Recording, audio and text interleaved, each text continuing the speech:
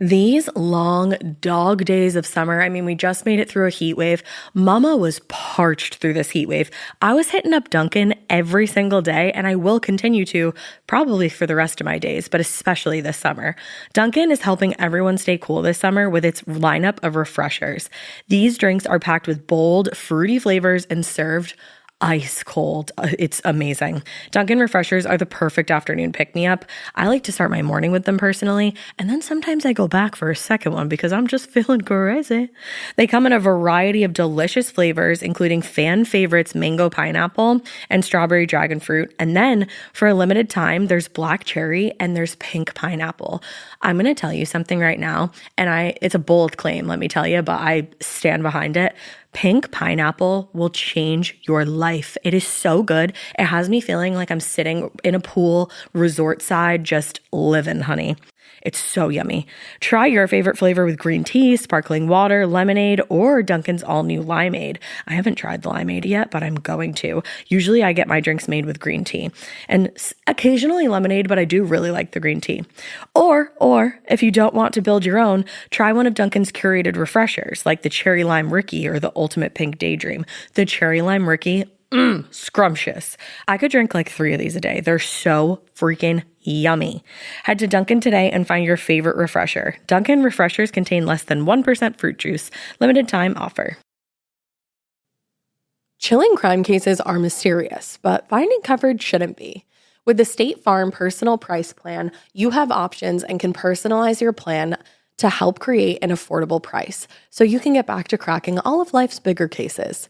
Talk to a State Farm agent today to learn how you can choose to bundle and save with the Personal Price Plan. Like a good neighbor, State Farm is there. Head to statefarm.com to get a quote. Prices are based on rating plans that vary by state. Coverage options are selected by the customer. Availability, amount of discounts and savings, and eligibility vary by state. I'm Lindsay, and even before my diagnosis, my hands were full as a mom and an investigator. After treating my HR-positive, HER2-negative early breast cancer, I wanted to do everything I could to try to keep it from coming back. So I talked to my doctor about a treatment plan that included Kisqali. Kisqali ribociclib's 200 milligram tablets with an aromatase inhibitor is for adults with HR-positive, HER2-negative, stage 2 or 3 early breast cancer with a high risk of coming back. Kisqali may cause serious skin reactions, liver problems, and low white blood cell counts that may result in serious infections. Life-threatening lung problems and abnormal heartbeats can occur. Your doctor should test your heart and blood before and during treatment. Tell your doctor if you have new or worsening cough, chest pain, or dizziness. Before taking Kisqali, tell your doctor all your medical conditions, medicines you take, and if you're breastfeeding, pregnant, or planning to be, as it can harm an unborn baby. Common side effects include nausea, headache, and tiredness. Lindsay is a real patient, compensated for her time. Learn more at Kisqali.com. Hey, weirdos. It's me. It's Elena. What's going on? How's your day? I hope it's awesome. That's all I wanted to say. No, I'm just kidding. This is a message because I think a couple of episodes ago, we talked about how we are going back to the OG way of doing things. We're doing 2 episodes a week, 2 big old honkin' delicious, juicy episodes with 1 listener tale a month, just as a little cherry, little glitter on top of a crazy month. And we're going to keep doing that. But I think we were also debating what days would be best for this new 2 episode a week cadence, because we figured, from Wednesday to Monday is a long wait for us and for you. Too much. We'd all be sad. We don't want that. So we finally came up with a good cadence. We're going to drop episodes on Monday and Thursday from here on out. So Mondays, Thursdays, that's when they'll come out on Wondery Plus. Then a week later, you will get them Monday and Thursday for everybody else. So that's what we're going to do. You deserve consistency. We want to give it to you. I know we didn't do that in the first 3 years. We were like willy-nilly, whenever you get episodes, here it is. But we're on that consistency train and we want to stay on that. And yeah, I think this is going to work for everybody. It just feels better. We don't want that big chunk of time between episodes. You don't either. So yeah, that's what we're going to do. Mondays, Thursdays, new episodes. We're excited about it. It lets us really put more time and effort into these episodes, which is what they deserve and what you deserve. And we fucking love you. And I can't wait to see you every Monday and Thursday. I know I won't see you. I realize that I won't even hear you, but it feels like I will, and you will hear me. So we're all in this together. We're best friends. Thanks, guys. Mondays, Thursdays, whoop, whoop. Hey, weirdos, I'm Ash. And I'm Elena. And this is More Bed.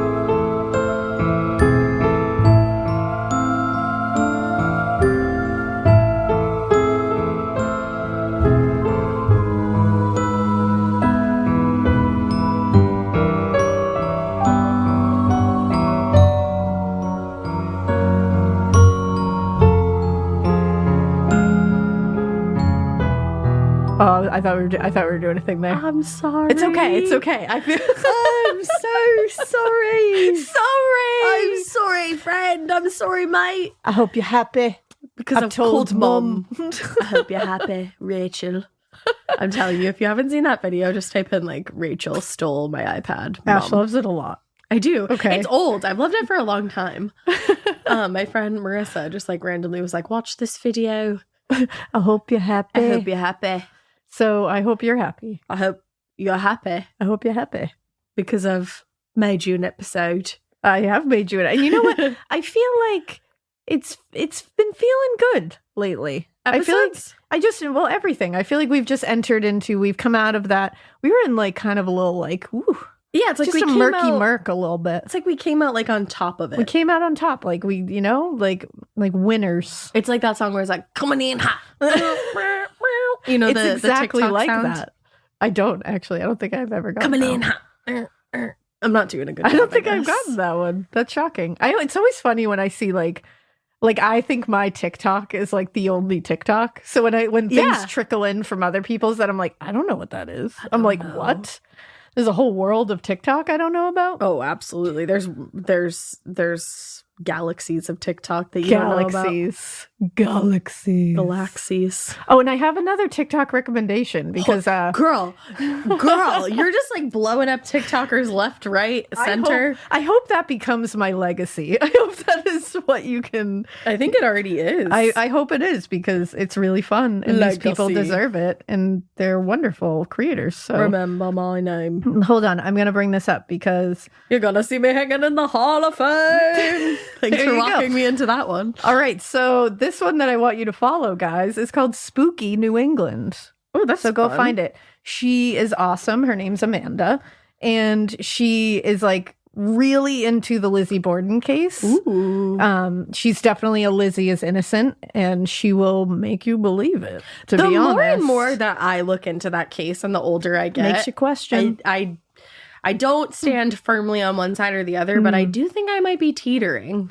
She gives you a lot to think about, and she also does a ton of paranormal investigations at all these cool, really spooky places. Love that. She's really like she's just cool. Like when you watch her, you're just like, I want to hang out with you. You're just You're just cool. In fact, I think I've written on some of her things like, can we just like hang out and do spooky things together? And she said yes, and I said yes. And then I didn't make it happen, but I want to make it happen. You do know how I feel about you making friends.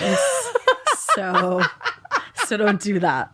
All right, I'll stop. I don't like it. I don't like it when my friends make friends with It's other true. people that aren't me. It's a very healthy trait. It's healthy and it's normal and it's not anything that you should. Well, you need to come question. too. We'll all be together, Spooky New England. And that's her like at Spooky New England. I feel and- like an afterthought. She's a really good follow. kidding. She's a good follow because I think you guys, I just saw that my girl Horror Chronicles, she got like, she heard her shout out and was really excited. It made me feel happy. I love And I that. think she got some follows from it. So it made me like feel like, hell yeah. You get like the creepy side of TikTok. I Yeah. get like tarot card readers I love that. and whimsical bitches. I love that. And just pure debauchery.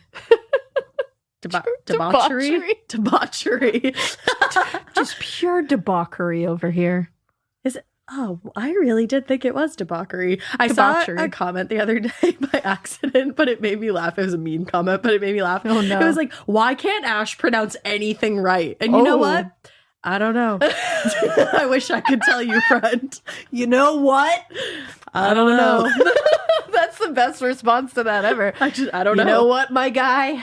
I don't fucking know. I'm like, can you pronounce everything? I don't fucking know. I all don't right? know, but you know what? I hope you're happy. I hope you're happy. I hope you're happy because I've told Mum. I've told Mom. Anyways, All right, so let's get into this debauchery. let's get into this debauchery over here. So we're going to be talking about a case today that is going to be split into two parts because it is a pretty big case. A lot happening, a lot of moving parts. You guys will most likely know or at least have heard of this case. It is the Burger Chef murders in Indiana. Oh, yep. I have heard of that. It is really sad. Really sad. I mean, still unsolved, right? Yeah. Oh. Yeah. See, I know like the basics of this case, but I actually don't think I've ever like watched a show or a documentary or listened to a podcast that explored the whole thing in depth. And to like see some of the updates or anything like that. Yeah, no. So I'm excited. Well, excited is not the right word, but you're excited to hear more about it. Yeah. I feel you. Yeah, this is a really sad one. It's a really senseless one. And it's still, I think the thing that bothers everyone the most is like, no one can understand why. Like, there, of course, as we'll see, there's like robbery involved and all that. But why did it end the way it ended? Because it's like there's robbery, but then there's like money left behind, right?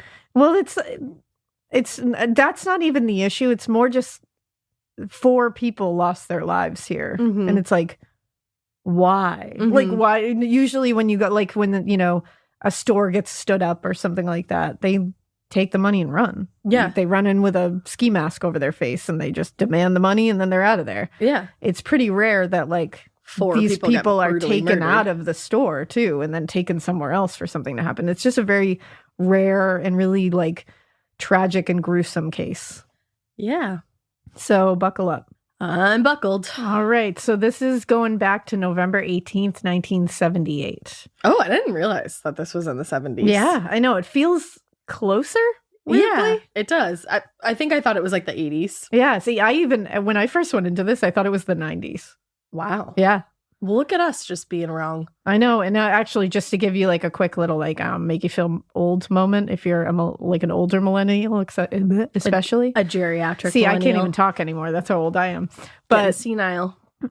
I guess American Girl is doing like a historical collection of 90s dolls. You saw Historical collection of 90s dolls. And did you see the twins? No. Oh, you didn't even see the best part. No. There's twins that are very clearly supposed to be like Mary-Kate and Ashley.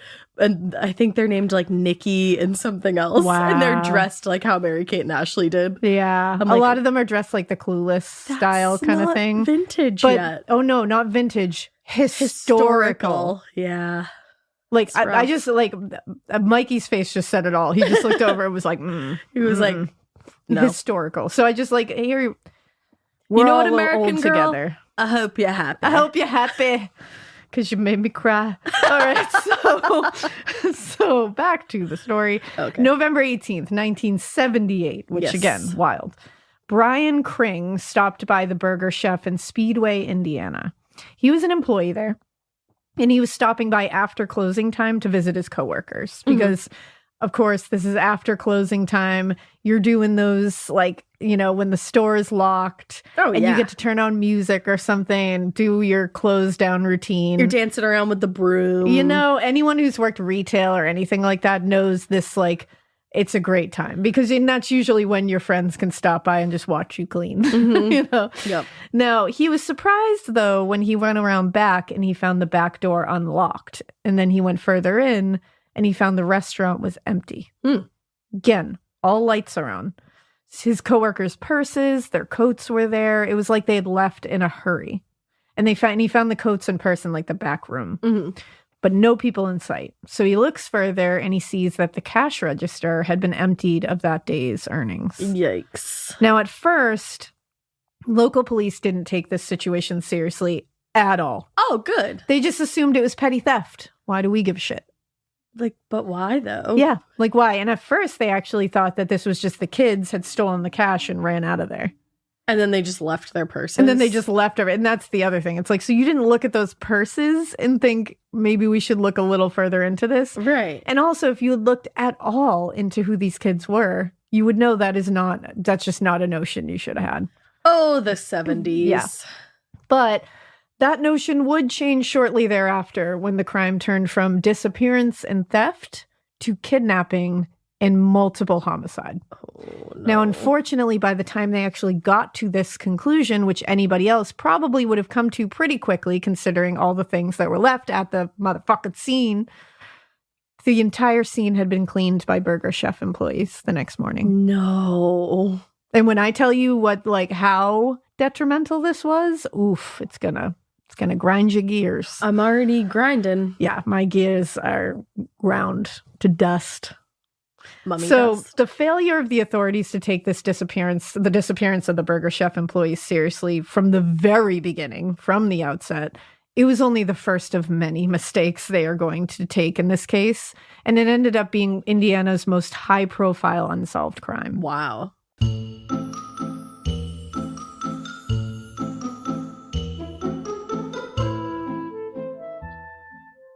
This episode is brought to you by SoFi, the all-in-one finance app where you can bank, borrow, and invest all in one place. Let's talk about bank accounts for a second. The average bank savings rate is 0.39% in interest. You're earning pennies on your savings, and it doesn't have to be that way. But with SoFi's high-yield checkings and savings, the money barely making moves sitting in your savings account can earn over 8 times the national average savings rate with eligible direct deposit. No account or overdraft fees. We love transparency. You can get your paycheck up to 2 days early, plus get up to a $300 welcome bonus when you sign up with eligible direct deposit. Sign up for SoFi checking and savings at SoFi.com/morbid. SoFi checking and savings is offered through SoFi Bank, N.A., member FDIC. Terms apply.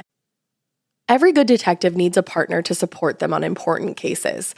Think of a State Farm agent like your sidekick, there to help you along the way in your search for coverage. State Farm can help you choose the coverage you need, whether it's for your home, car, boat, or even RV. With so many options, it's nice knowing you have help finding what fits for you so you can get back to solving all of life's bigger cases. Go to statefarm.com or use the award-winning app to connect with a local agent and get a quote. Like a good neighbor, State Farm is there.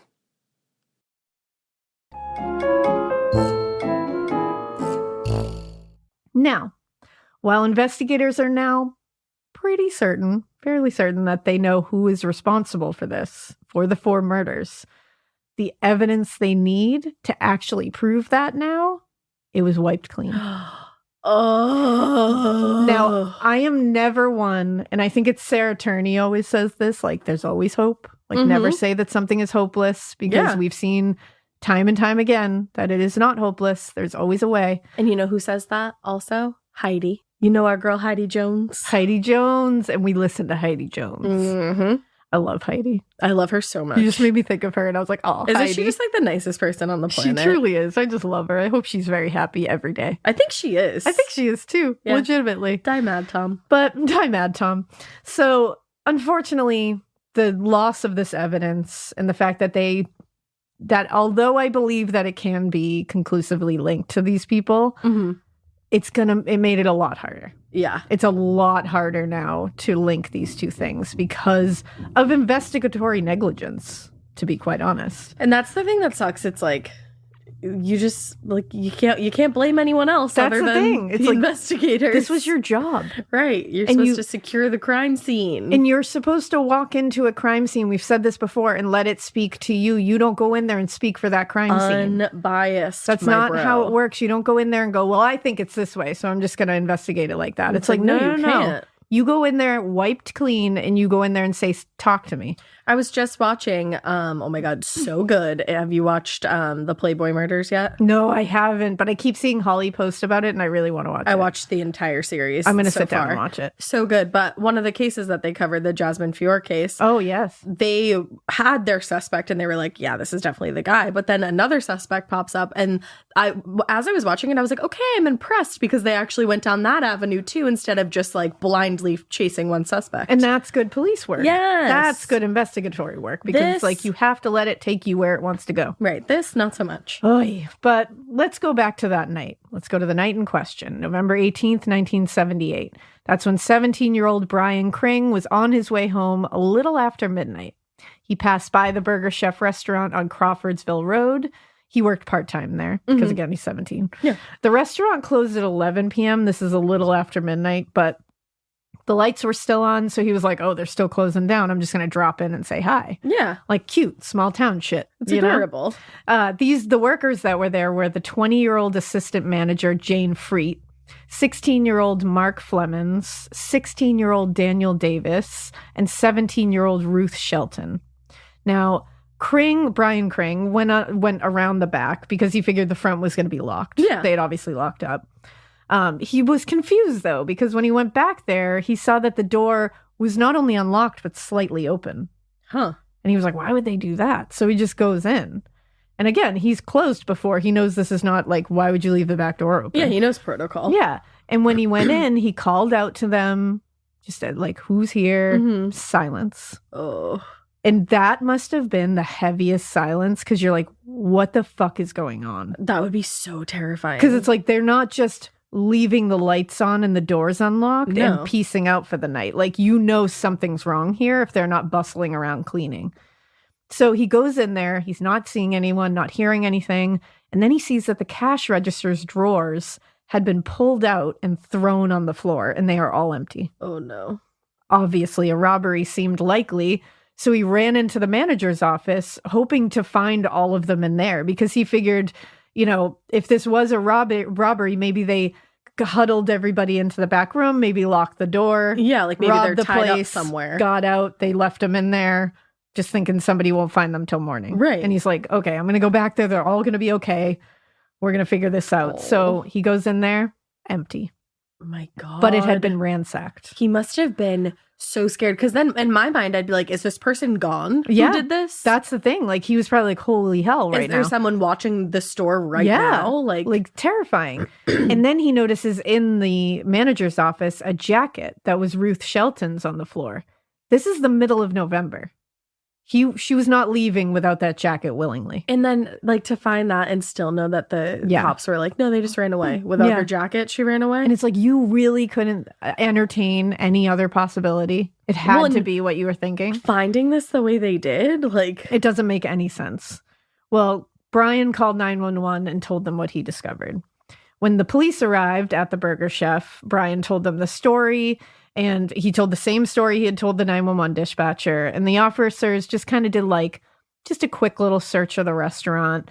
In the manager's office, they found 2 empty money bags that had been emptied out and an empty roll of adhesive tape beside the safe. Okay. But otherwise, there was really no clues to be found. Right. Now, you would look at the empty roll of adhesive tape and go, okay, were they bound with that? Yeah. And was this left behind? But they did nothing about it. They didn't collect it. They didn't photograph Just it. left it there. Did nothing to it. Good. Yeah. Now, the store manager, Robert Gilliatt, he arrived shortly after the police had come, and he reviewed the register tape from the night's sales, and he said by his estimation, there was about $600 missing. Okay. To the officers on the scene, they were like, you know what? This is robbery. You know what? Probably an inside job. Probably these kids or someone else. And it was assumed that they just kind of went on their closing shift, stole the money, and all 4 of them just divvied it up to each other and walked out into the night. Without their purse, without their jackets, leaving the whole place unlocked. That's a lot to just take from looking around for a minute. Yeah. But Robert, the store manager, he was like, no, I know my employees. Yeah, I've worked And he was with like, them. I know these 4. And there's, we trust them to close the store down. Like, we wouldn't put Right. them on this if we didn't. And he said, nope, they are very responsible, very trustworthy kids. It's the assistant manager. They would not rob us. They wouldn't even leave without turning off a light. Like Right. that. Like, I'm shocked I would be shocked if they left without turning all the lights off. Right. Like, it doesn't make any sense. This doesn't add up at all. And unfortunately, this didn't get a lot of priority from the investigators, but it also didn't get priority in the media at the time. Because a little over 2 months earlier, Speedway, which was a very small community, was terrorized by bombings around town. Oh, man. And police thought that these bombings were actually intended to distract from the investigation of a local woman's murder. And there does end up being a connection later to that. Whoa. But the bombings were really eating up all the attention, and it was really eating up all the resources that this tiny little town's police force had. Uh-oh. Because they were not ready for any of that. And this is why all police forces need to be ready for anything, because how many times have we heard, They weren't and this ready police for force that." just wasn't ready for this. You got to be ready for anything. Now, interestingly, on September 6th of that year, so the month earlier, or 2 months earlier, excuse me, Ruth Shelton, one of the victims, had actually called police to report a car speeding through the Burger Chef parking lot after one of the bombings. Oh, No one interviewed her about it. what the fuck? They just took the call. They said they didn't think it was pertinent. And then it ended up being pertinent, but they never interviewed her. Maybe they should stop making hasty judgments. Yeah, it looks like that seems to be a running trend. theme. Now, meanwhile, on November 18th, the day that the Burger Chef employees disappeared, reports began coming in from a place called Guyana. This was the day where Congressman Leo Ryan was shot by members of the People's Temple at Jonestown. Holy shit, there's a lot Yeah. going on during this time. So by the end of the day, the news media was fully dominated by that, which Yeah. I guess we can understand. But like, there are 4 Still. missing kids. Can we also think about this? Like they're 4 local missing kids. Yeah, like, do we have the capacity to, like, maybe compartmentalize here? That's the thing. And it's like, but it was, obviously that was a huge story. It's like, but guys, like, oh, so there was just very little room for 4 local teenagers disappearing into thin air. That's so fucked up. Now, the next morning, the 4 Burger Chef employees still had not returned. And Speedway Police Lieutenant William Crafton was beginning to think that the store manager, Robert Gilliott, was possibly right. Yeah. That this wasn't a teenage prank. It wasn't this thing where they decided to just rob the store one night randomly and just walk off into the night. After, like, months or years of working there. Yeah, and they had talked to the kids' parents. They all said they hadn't seen or heard from their children since the night before. And so Crafton issued a statewide alert and put reserve and active police from Speedway in to start a search. Okay. So they were actually assisted by the Indiana State Police and the local office of the FBI as well. So now, too late, we are taking this seriously. Mm-hmm. Now, in the beginning, it looked as if they were going to be searching for missing people. That's what they were going with. Because again, there is no evidence of homicide at this point. Right. It's not a recovery mission. This is supposed to be a search and rescue. Yeah. But things started to look a little different and a little more dire, because soon officers found Jayne Fried's 1974 Chevrolet Vega a few blocks away from the police station, and it was abandoned. And it's like, how many of you guys drove past that on your way to work? Exactly. Like, And it dudes. it was partially locked, which is interesting because according to Jane's mother, she said Jayne kept the driver's side door locked at all times, even when she was driving, which investigators took to mean that she was behind the wheel when it was abandoned. But for some reason, she had been forced to exit out of the passenger side. Okay. Not great. So law enforcement were combing the town. They're searching everywhere. Employees at the Burger Chef are now arriving for their morning shift. Yeah. And remember, they have not done anything to cordon off this scene. The scene It is a not restaurant secured. to be opened and to serve people now. Well, they started their process of opening the restaurant, which included cleaning it from top to bottom. Mm-hmm. Also, I want to remind you and also inform you that no crime scene technicians were ever brought to that restaurant. They were never called to that scene. No crime scene technicians. That means it was never photographed. It was never dusted for prints. It was never combed for any little thing. Nothing. Nothing was done. They didn't even take a fucking They didn't even picture. take a photo of it. Oh my God. There's no photo of that night. Oh my God. And no fingerprint dusting? Nothing? Wow. They can't even tell if someone was hurt there because they didn't do any kind of testing for it. Like nothing. Nothing at all. Didn't even the fact that they didn't take pictures to reference later is mind-boggling. Did they face like any kind of trouble from this at all at any point? Well, we'll definitely get to that in part 2. Okay. But it's just really wild. Now, later, when they realized what they had done, the investigators returned to the scene, but There was nothing to collect. No. Nothing. Now it was the lunch rush when they got there. So it was just a bustling restaurant. And at that point, it's like, Totally why are you even compromised. here at this point?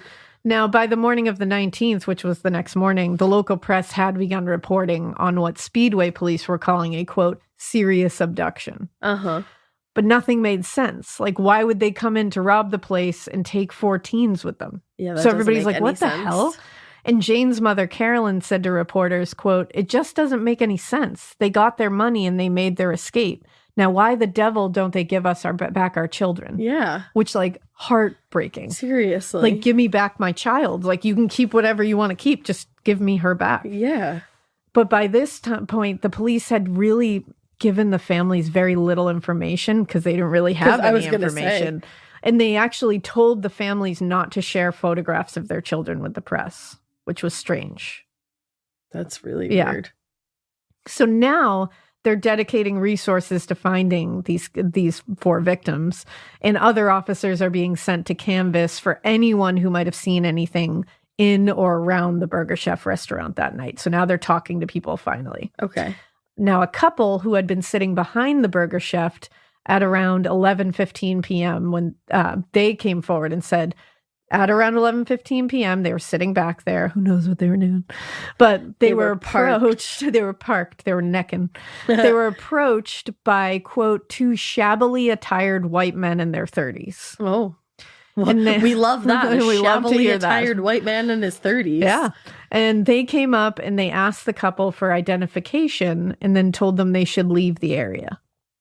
What? And they were like, what? And they told them that, quote, a lot of vandalism had been going around this area. Okay. And in their description of these men, they said that one had a full beard and a mustache, and the other, the one who really did most of the talking, he was kind of covering his face with a handkerchief. I bet he was. And they said as if to wipe his nose. Huh. So it's like he was holding it up like he was wiping his nose, but it was likely to cover his face. He said they were... He had some kind of like... distinguishing mark or something. Exactly. Or he was just doing it because he was the one without a beard. Mm-hmm. So he figured he needed a little extra covering. Right. But as the couple left the parking lot, they said they did see Jayne's white Chevy Vega was still parked in the lot. So at 11:15, it was still in that lot. Okay. Now, this is great, but like there's still very little evidence here. And the police were really not able to come up with a lead at this point. Oy. Like, what are they going to do here? I'm like, can we call in some big guns? And well, not only can they not come up with a lead, they're having trouble even theorizing what could be happening here because they got nothing. Yeah. It's just now all we know is 2 guys in their 30s said there's a lot of vandalism back here. You should leave. And that's it. And that's it. And that Jayne's car was abandoned on the side of the road near the police station.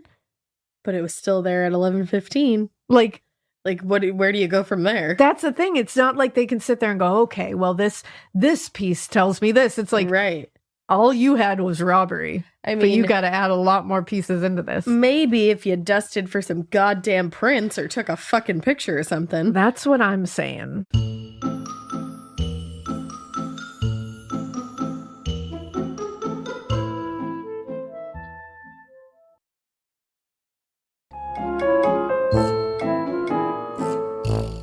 Now, Bryan, the friend who had come in that night, he told them that he found trash barrels next to the back door, like propping the door open.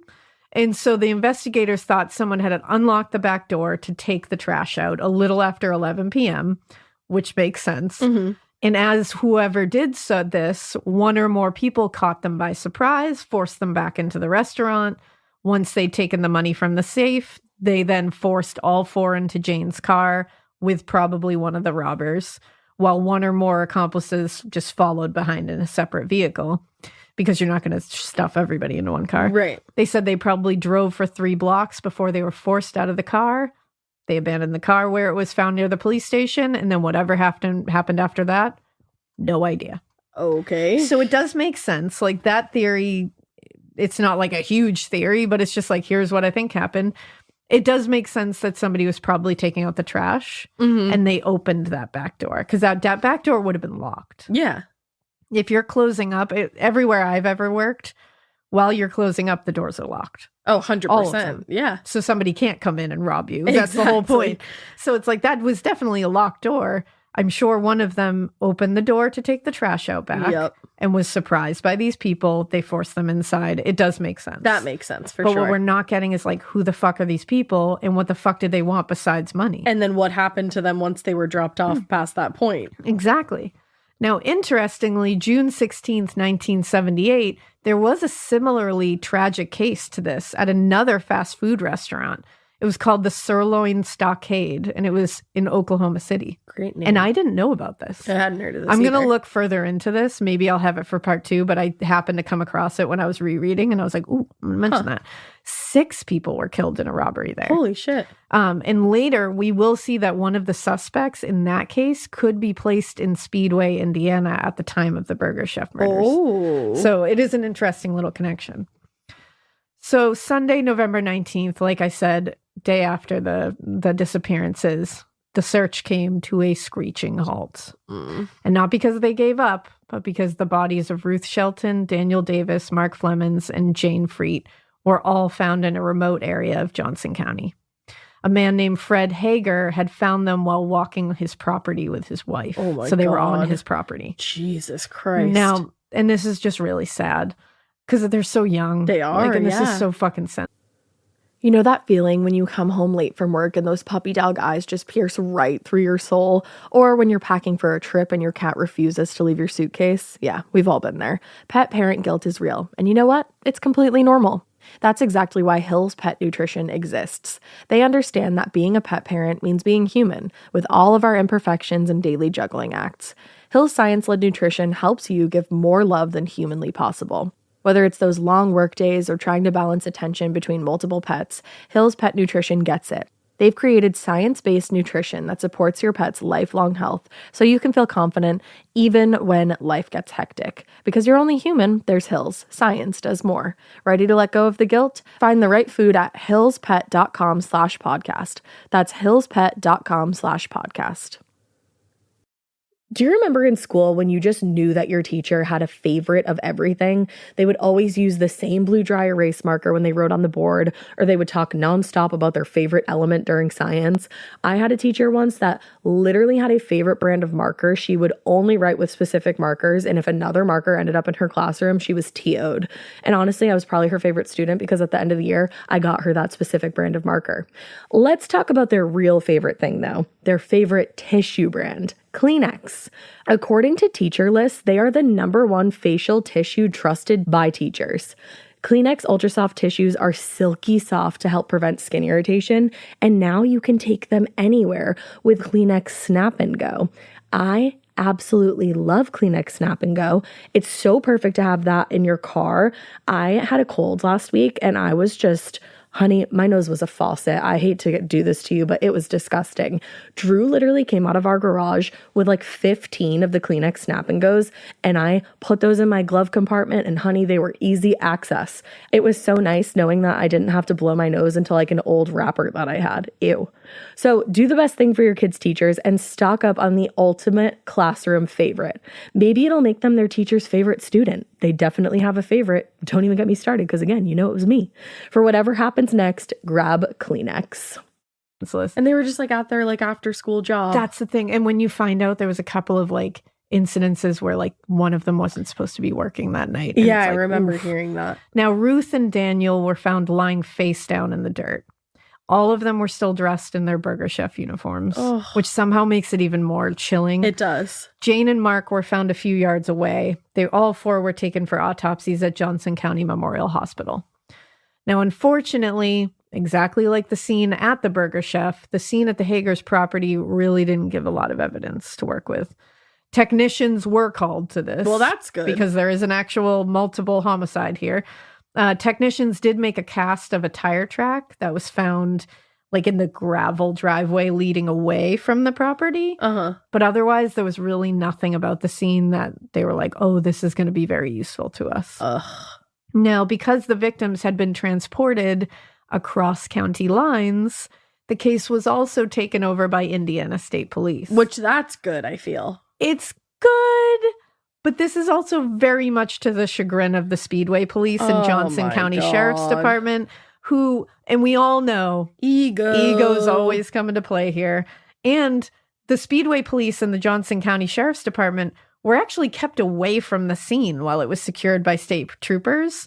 And Sheriff Thomas Pritchard told reporters, quote, "I'm very, very upset about this. I don't know why the state police can't cooperate," which it's true.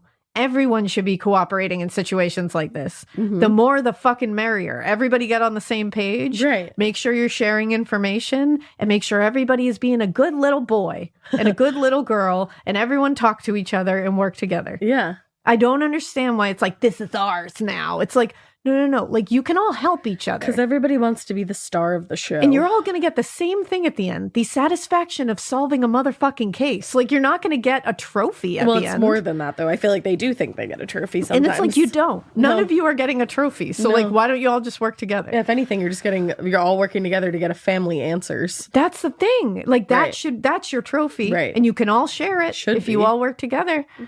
But the interdepartmental bitterness did nothing but further hamper this investigation, which was already so bad from the beginning. I was going to say this investigation. That's like when I said from the outset, flaw, negligent. Yeah. That is all this is. This And is like if a flaw had flaws. it truly. And to think that like they started off so badly and they started off so negligent with investigating this at all. And then it went further to have the state police, which I understand they were probably looking over and being like, well, you guys did not do a good job like at you're this. not killing this. But on the same token, it's like, guys, this is already fucked up. Like, just work Yeah. together. Just work together. Sit down in a room and figure out what your different tasks are and work together. But it's like, we can't even do that as adults. It's so wild to me. It's so simple a concept that it's almost too simple. Yeah, because we've all seen it in our own lives on like very smaller scales. Is like, getting a bunch of people to work together is a very difficult task. And it's like, I don't know why we are all so fucking That's why there's always averse wars and to shit. this. It's so weird. But either way, the Sheriff Pritchard, had done what I'm basically saying. He's saying, let's combine forces. Let's do this together. They rejected it. Of course they did. What the fuck? Because they wanted to be like, we did it. And Then they didn't even do it. That's the thing. And immediately, this makes more bitterness just seep in. Yup. And Sheriff Pritchard was quoted as saying, quote, "Other than lab equipment, I felt our department is just as capable. If they're going to treat us this way, we're not going to bend over backwards to help them." Which, guys, you are just compounding issues here. Oh, we're not going to, it's like, okay, let's work together. No, I don't want to work with you. Okay, then we're not going to share information. Okay, then we're not going to tell. And it's like, these 4 kids that were murdered are over there being like, hello, Excuse me. hi, can you maybe get justice for us? That would be sick if you Right. guys would go ahead and just get some fucking justice for us instead of like swinging your dicks around at each other. Honestly. It's so frustrating to see this shit. I hate when this enters a case. No, I do too. Where it's like, because we've seen certain ones where like departments work together and it goes well. and it always turns out right. Mhm. It's when, and sometimes they work together and they don't work together well and it goes wrong. Yep. But like, you got to try. Yeah. You got to try. Because it's not about you. Yeah, it's not. So the turf wars and the ego stuff became a problem for years to come in this case, and it caused major breakdowns in communication on any number of occasions for this. And at this point, motive was still very cloudy as well, because the missing $600 from this restaurant safe made them think robbery was probably part of the motive, at least. But investigators also found cash in Jayne Fried's front pocket. Right. And one of the others was wearing an expensive watch. Yeah. And why abandon Jayne's car a few blocks later? I guess the car I can understand because that's so easily traceable. But like, why abandon it where you where them? you left them? But the money in her front pocket, you just leaving that there. Robbery was the motive, and then the expensive watch. It's like that doesn't check. No, in the car, you should. Why would you not drive that far away? You drove it right where they could find them? Like, that doesn't make any sense. And then how Yeah. did they get to the wooded area where the bodies were found? They must have had another car, right? I have no idea. So Dr. Harley Palmer was the one who did the autopsies a few days after they were found. And the results didn't really clear a whole lot more up. It really just gave us more questions and also just made it even sadder. Oh, no. What was happening. So both Ruth Shelton and Daniel Davis had been shot in the head, neck, and shoulders multiple times. Wow. Yeah. Which Dr. Palmer thought occurred while they were lying on the ground next to each other. So it was like execution style. Jesus, but like so overkill. Well, and this is the theory. So because that was happening and they believe there was probably at least 2 killers, each one is doing that. And the theory is that once that began, Jayne and Mark ran. They were probably all 4 lying on the ground and they were just going to do it in a row. Yeah. But Jayne and Mark jumped up and tried to escape and were caught and killed.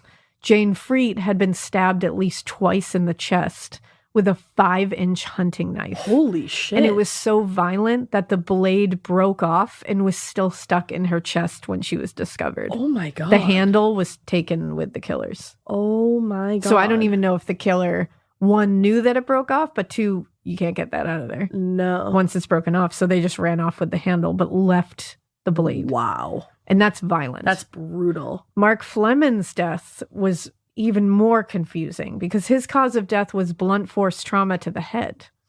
But Dr. Palmer couldn't be certain what was used to inflict the blow or how it happened. The autopsy showed that Mark had actually sustained an internal injury before he died and that he had actually choked on his blood prior to his death. That was shit. It was blunt force trauma, but like I think the choking on the blood, asphyxiation, was technically the other cause of death. Oy. Now, several weeks later, based on this autopsy report, investigators floated a theory that Mark Flemmonds had panicked, run away like Jayne, and that it was dark in the woods, so he ran head on into a tree. Oh. And then they think, and I looked at this website Uncovered, who goes into like the backstories of these people. It's like a really good website to look at. They think that he was likely knocked out or incapacitated by this and could have been beaten to death in the head or face with a chain-like object afterwards. Oh my God. Yeah. Much more brutal than I knew it was. Now, Dr. Palmer confirmed that none of the bodies showed any signs of having been bound or restrained. And he placed the time of death somewhere between 2 and 3 in the morning on the 18th, or technically the 19th. The area in which the bodies were discovered was a 40-minute drive from the Burger Chef at Speedway. So Palmer's estimated time of death suggests that all 4 were killed not long after arriving on that property. So it Right. wasn't like they held them there for a while. But also, there was at least 2, possibly 3 weapons used in these killings. What I was just like kind of confused about even. Which makes it very clear that there's more than one killer. Do you think there's more than 2? I think there at least has to be 2. Yeah. I would say at least 2 to subdue 4 people and to be able to chase them each down in the woods. There had to have been at least 2. But I think there maybe could have been more. Yeah. And again, the motive still elusive at this point because what the hell? That's brutal. Yeah. And for $600, like what? So now that we've gone over this whole crime, let's talk about these 4 victims. Yeah. So 20-year-old Jayne Fried was born May 5th, 1958. She began working at the Burger Chef Company 3 years before her death. She was still a student at Avon High School, and she quickly established herself as a very reliable, very responsible, good, and well-liked employee. Oh. She had transferred to the Crawfordsville Road location in the spring of 1978, so she had just transferred that year and was promoted to assistant manager only 3 months in. Oh, and she was probably so like proud and excited about that. Oh, yeah, and you want to know what her nickname was by her like fellow coworkers? Sweet Jayne. Sweet Jayne. That's what they called her, Sweet Jayne. Oh. And while she was in school, Jayne was involved in tons of clubs and activities, yearbook, concert band, choir. She eventually became a teacher's aide. I think she was like a library assistant at one point. Damn. And a friend from high school told reporters, quote, she had a zany smile that always reminded me of Lily Tomlin because when she smiled, her eyes would crinkle up into crescent moon shapes. Oh, and I when love you look that. at her, it's true. And Jayne was actually, this destroys me. Jayne was actually in line for a promotion that was going to be happening at the beginning of the new year. Everyone was confident she was going to be running the store. Wow. Like in no time. Like they were like, full-blown manager. And what's worse, she had no idea that this promotion was coming her way at the time of her murder. So there was this big, exciting secret that she never knew. That she was in line to like really take it to the next level. That's so messed up. Now, 17-year-old Ruth Ellen Shelton was born December 19th, 1960. Like Jayne, she was super popular at work and at school. She had begun working at the Burger Chef on Crawfordsville Road a few months before the murders and was described by her manager, Robert Gilliott, as one of the, quote, model employees. She was an honors student. At the time of her death, she was in her junior year at Northwest High School. She really pushed herself academically, and she was very interested in math and science, which at the time, it was kind of discouraged for young women to be into that.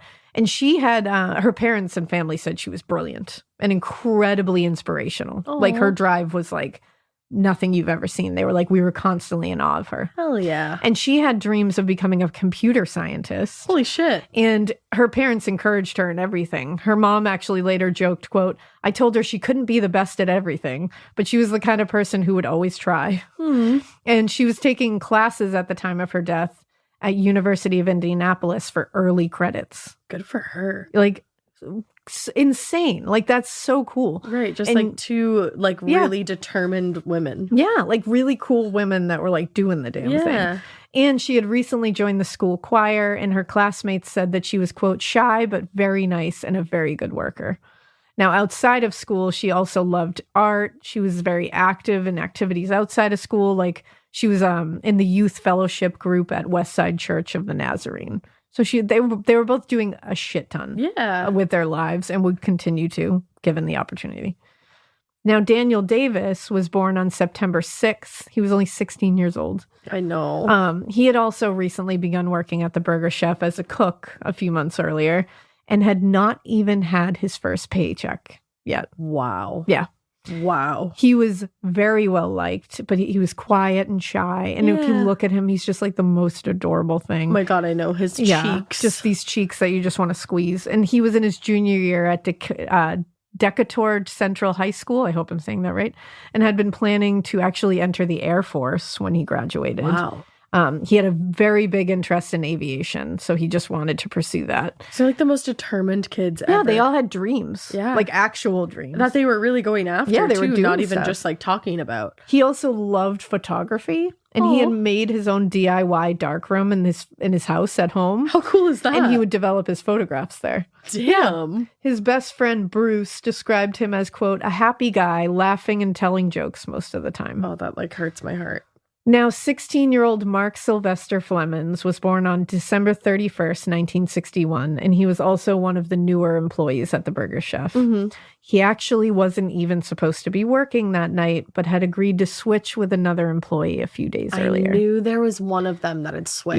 Yeah. Now, even crazier, the person he switched with was a girl who was also an employee that Bryan Kring was taking out on a date that night. Oh my God. So they had switched shifts so that Mark would work while this girl went on the date with Bryan. So Bryan must have like dropped that girl off and then was on his way home from that. That's exactly what happened. In fact, the two of them drove by, and since they both worked there, they noticed the lights on, and she was like, I gotta get back for curfew.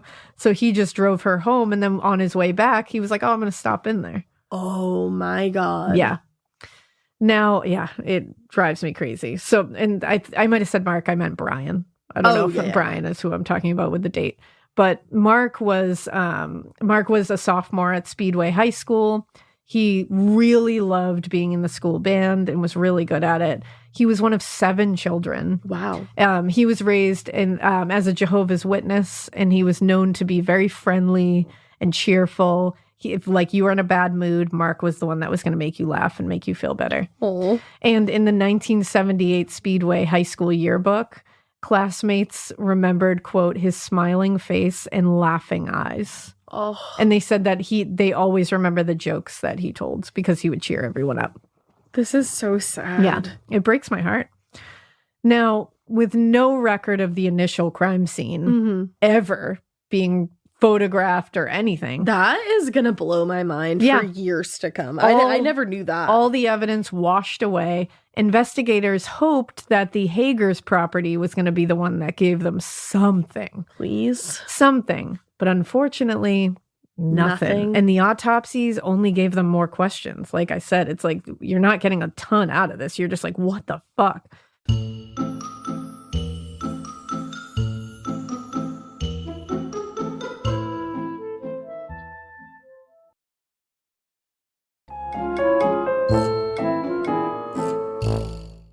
Now, the investigation was also hitting walls because of the lack of information that was being communicated to both the media, the public, and within law enforcement agencies. Right. Like, this miscommunication was everywhere. And they were holding all this shit way too close. Like, sometimes it makes sense. Yeah, but they weren't giving anything. Well, even just like, I thought it was so weird that they told the family not to share pictures of their kids. And they didn't share a lot of information with the families. That's not cool. Yeah. In the days after the bodies were discovered, investigators literally gave the victims' families as little information as they could. And according to Ruth Shelton's mother, Rachel, once detectives got information they wanted from the family, she said, quote, they no longer called or bothered to update us on the investigation. How fucked up is that? Like, what the fuck is going on? Yeah, like, who are these officers? Like, how do you put your head on the pillow at night not telling a family what is going on in the investigation of their kids' Exactly. murder? But it was also happening within the departments, too. Officers were complaining about Lieutenant Crafton's silence, saying it was going to make them impossible to investigate this case. We're not getting any information. We're not getting any info. We're not getting any info over here. So this lack of information became a serious point of contention with the press almost immediately. Of course. They're like, please tell us what's happening. The Hoosier State Press Association, HSPA, they were arguing that investigators were asking help from the public, but then were unwilling to share any information. And they were like, this is a very unfair situation. It's very one-sided. And it's really limiting cooperation here. You're not going to get a lot from people if you're not willing to give. Because they're not going to trust you. No. And Johnson County District Attorney D. Charles Gantz agreed with that sentiment. And he told law enforcement that they had to be more forthcoming. But nope, they were not going to. This is a wild case. Yeah. Some of the information about the autopsies were made public, but the only thing that the investigators really gave the public was that they had developed, quote, incomplete composite drawings of the two men in the parking lot that had come up to the couple. Girl, bye. But yeah. But then even that, though, they said the investigators said that they were, quote, not certain the men were involved in the abduction, but they may have some information about the robbery. What are you certain about? It's like, what? Like, that's not helpful. It might be easier if you tell us what you are certain about. Now, one thing they shared was that on the day of the disappearances, officers had discovered a .38 caliber pistol, quote, along the route. You know that feeling when you come home late from work and those puppy dog eyes just pierce right through your soul? Or when you're packing for a trip and your cat refuses to leave your suitcase? Yeah, we've all been there. Pet parent guilt is real. And you know what? It's completely normal. That's exactly why Hill's Pet Nutrition exists. They understand that being a pet parent means being human, with all of our imperfections and daily juggling acts. Hill's science-led nutrition helps you give more love than humanly possible. Whether it's those long work days or trying to balance attention between multiple pets, Hill's Pet Nutrition gets it. They've created science-based nutrition that supports your pet's lifelong health so you can feel confident even when life gets hectic. Because you're only human, there's Hill's. Science does more. Ready to let go of the guilt? Find the right food at hillspet.com/podcast. That's hillspet.com/podcast. This is a paid ad by BetterHelp. I happen to be somebody that struggles with people pleasing. So a lot of times I will build things up and up and up and up and up and then kind of get to the point where I'm like, I need to let this out to this person. Even in 2026, that stigma and just stigma in general can get in the way of a lot of things, like getting support for your mental health. Maybe you've encouraged friends to consider therapy while avoiding taking that first step yourself because you're busy. You're worried about what other people might think, or telling yourself that you should handle this all alone. But therapy with BetterHelp, the world's largest online therapy platform, can be a space to slow down and talk through what's been building before it feels unmanageable. Just take a short questionnaire to identify your needs and preferences, and BetterHelp will handle the initial therapist matching work for you.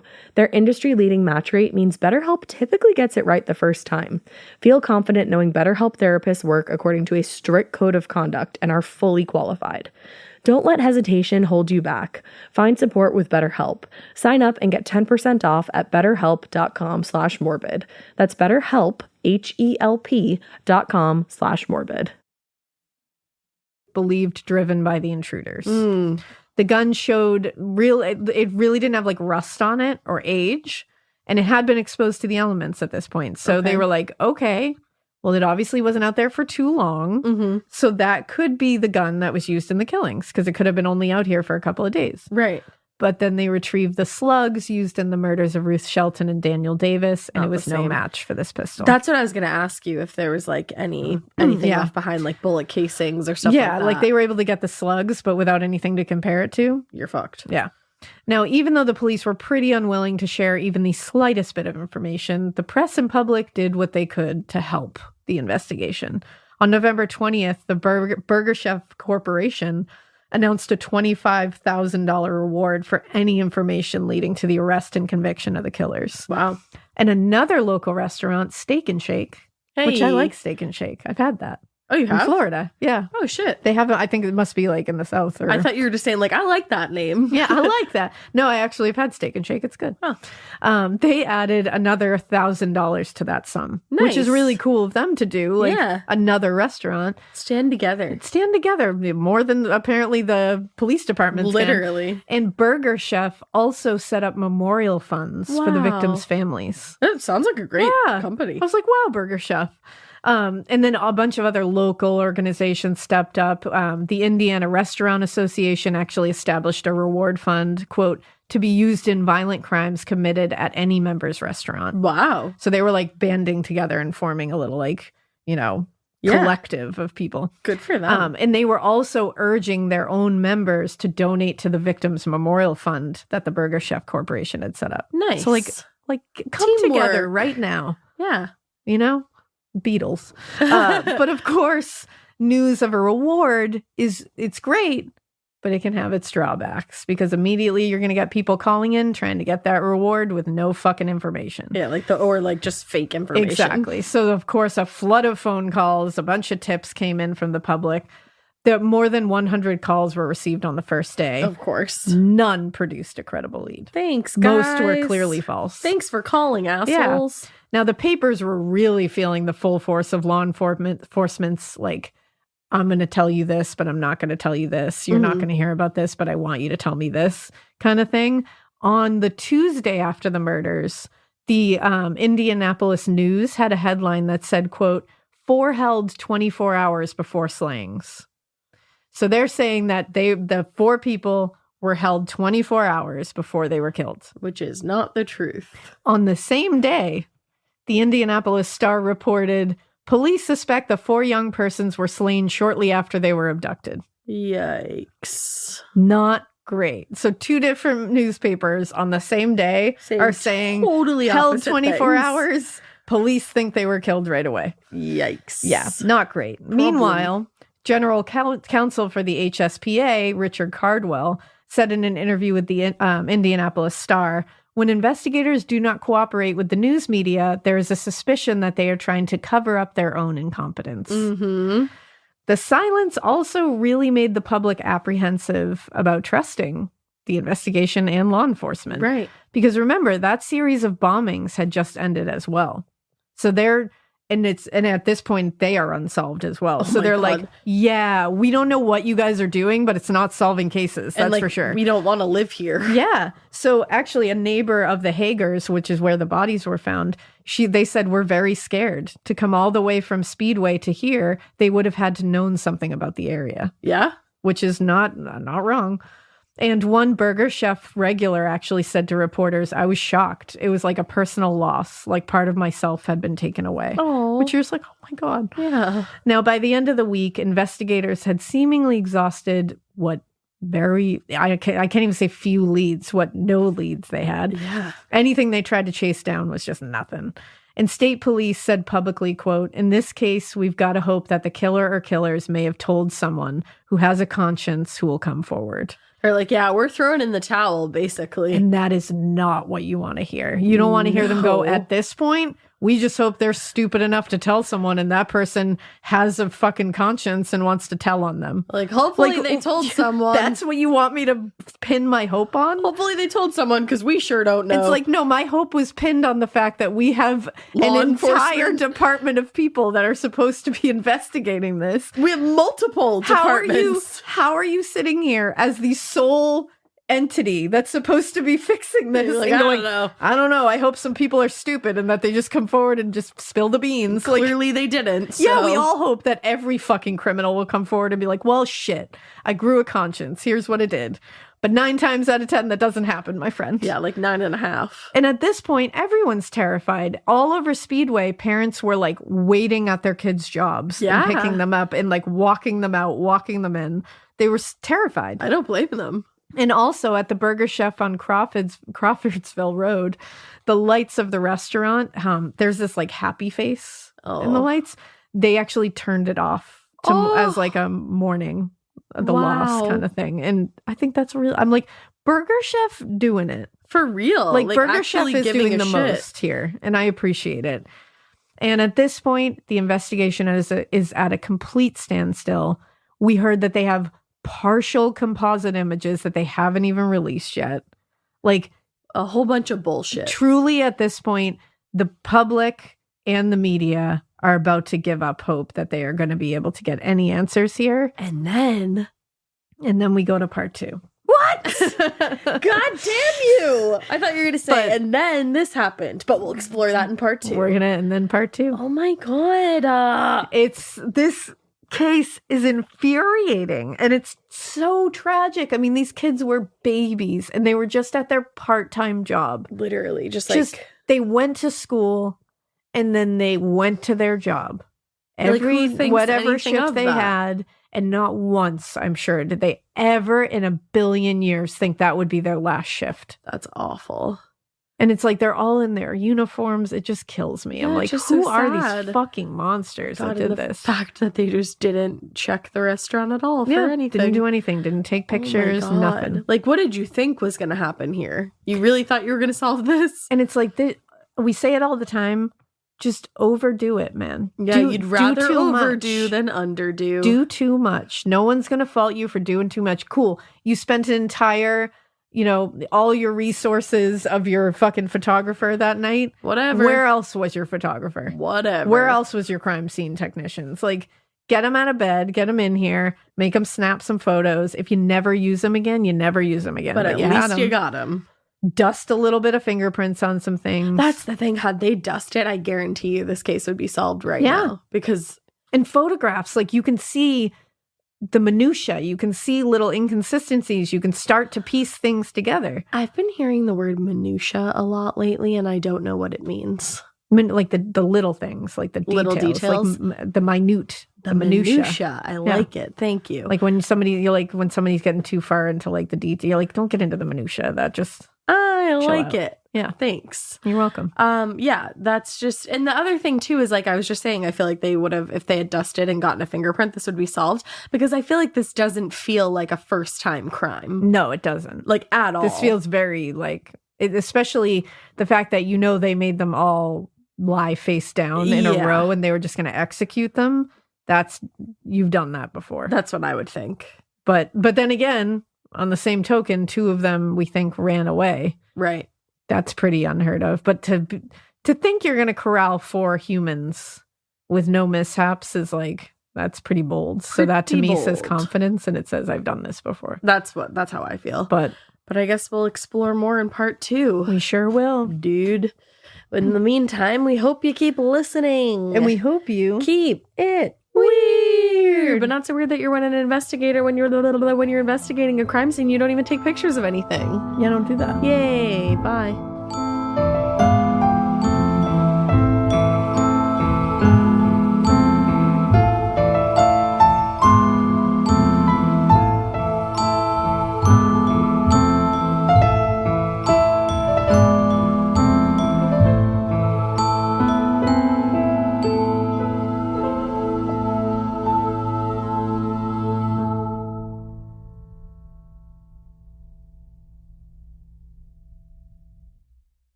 Struggling with bloat or indigestion? You're not alone. 2 out of 3 Americans suffer from poor gut health. I'm Tina Anderson, co-founder of Just Thrive Probiotic. As a mom of 3, when no probiotic solved my family's tummy troubles, I created my own. Just Thrive Probiotic is the only probiotic that arrives 100% alive in your gut, supporting 5-star digestion, immunity, and better sleep. We even have a formula for pets. Use code SIRIUS for 20% off at justthrivehealth.com/serious. Talk about regrets. We all know someone who's been in a car accident and said, I don't need to call a lawyer, only to regret it after their pain and damages were worse than expected. When someone hurts you, you deserve to be compensated fairly. Morgan & Morgan is America's largest injury law firm, fighting for the people for over 35 years. Injured? Visit forthepeople.com/podcast. That's forthepeople.com/podcast. Their fee is free unless they win.